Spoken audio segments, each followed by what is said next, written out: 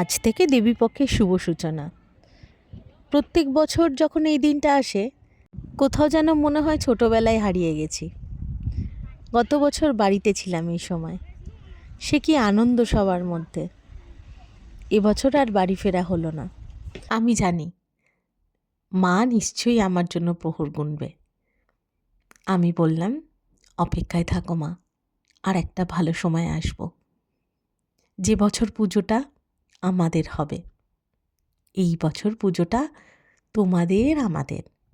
সুন্দর আকাশ, সুন্দর পরিবেশ, সুন্দর বাতাস সবসময় মন কেড়ে নিতে পারে না, কারণ মনটা পুজোর কদিন বাড়িতেই পড়ে থাকে। বাবার বাড়ি প্রত্যেকটা মেয়ের কাছে রাজপ্রাসাদের থেকে কম কিছু না।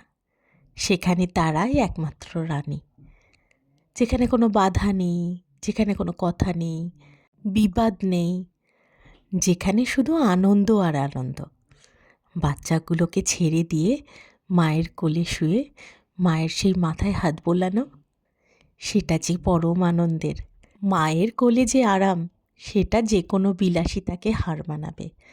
মায়ের গায়ের মিষ্টি গন্ধটা পৃথিবীর সব থেকে দামি পারফিউমের থেকেও দামি। মায়ের সঙ্গে তো এবছর দেখা হচ্ছে না, কিন্তু মায়ের শেখানো খাবারগুলো বানিয়ে ফেললাম সকাল সকাল। মন তো খারাপ থাকবেই, তাই বলে রান্নাটাও তো করতে হবে। লুচি, আলুর তরকারি আর সুজির হালুয়া। সবশেষে আমাদের ভালো থাকতে হবে আর ভালো সময়ের অপেক্ষা করতে হবে।